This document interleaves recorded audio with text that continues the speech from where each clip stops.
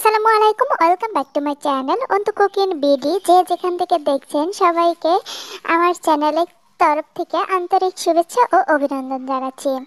আজকে আমি আপনাদের সাথে শেয়ার করতে যাচ্ছি বাচ্চাদের খুবই ফেভারিট একটি রেসিপি, সেটি হচ্ছে ম্যাঙ্গো পুডিং। এটি বাচ্চারা খুবই পছন্দ করে খেয়ে থাকে, তো সেটি আজকে আমি আপনাদের সাথে শেয়ার করতে যাচ্ছি। যদি ভিডিওটি ভালো লাগে অবশ্যই লাইক, কমেন্ট, শেয়ার এবং সাবস্ক্রাইব করতে একদম ভুলবেন না। আর পেজ থেকে দেখলে অবশ্যই পেজটিকে ফলো করে দেওয়ার অনুরোধ রইল। তাহলে চলুন কথা না বাড়িয়ে শুরু করি। প্রথমে পাকা দুইটি আম নিয়েছি। আম দুটোকে আমি স্লাইস করে কেটে নিয়েছি। কাটা হয়ে গিয়েছে, এখন আমি একটা মিক্সিতে আমগুলো দিয়ে দিচ্ছি। এটাকে ইচ্ছা মতো কেটে নিলেই হবে, জাস্ট আটিটা বাদ দিয়ে। এখানে 1/4 কাপ দিয়েছি চিনি, মিষ্টিটাই বাড়ি অথবা কমিয়ে দিতে পারেন। আর এখানে দিয়েছি 1 কাপ জাল করা দুধ। আর এখানে দিয়েছি হাফ চা চামচ দিয়েছি আগার আগার পাউডার। পরে আরও 1/2 কাপ আমি দুধ অ্যাড করেছিলাম। এটাকে খুব ভালো করে ব্লেন্ড করে নিয়েছি। আর এদিকে একটি পাত্রে 2 চা চামচ কর্নফ্লাওয়ার নিয়েছি। কর্নফ্লাওয়ারটাও চাইলে স্কিপ করতে পারবে।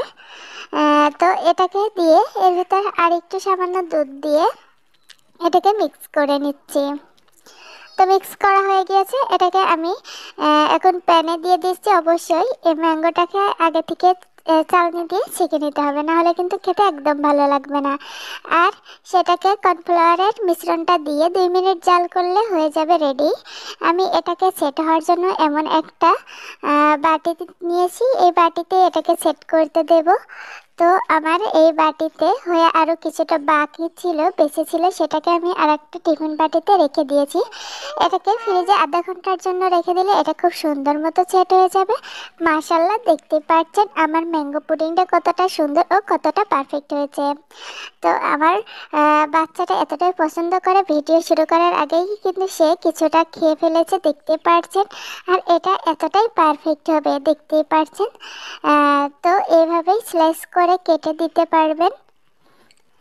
তো আজকের ভিডিওটি কেমন লেগেছে তোমাদের কাছে অবশ্যই কমেন্টে জানাতে একদম ভুলো না। ভিডিওর সাথে থাকার জন্য ধন্যবাদ।